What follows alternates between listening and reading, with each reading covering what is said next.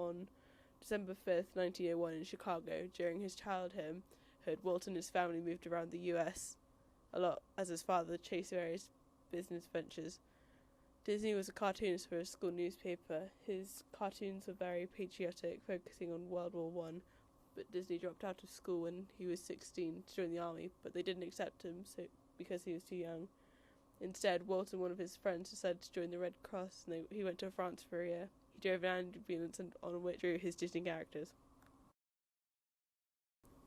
In 1934, Walt Disney started working on a cartoon that ran from the length of a feature film, this being Snow White and the Seven Dwarfs. It won critical acclaim and received an Oscar for it.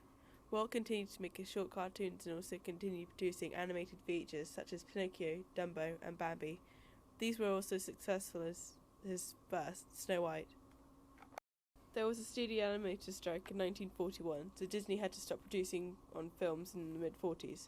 He began to produce packaged features, which are groups of short films that were put together to run as a full-length film. In 1950, his next film was Cinderella, then Alice in Wonderland, then Peter Pan. Later on that year, he started producing live-action films. These began taking on greater importance in the film during the 1950s and 60s. But Walt continued to produce animated features such as Lady and the Tramp, Sleeping Beauty, and 101 Dalmatians. In 1955, he opened up a theme park in California called Disneyland, and more into the future created Disneyland in Florida and Paris.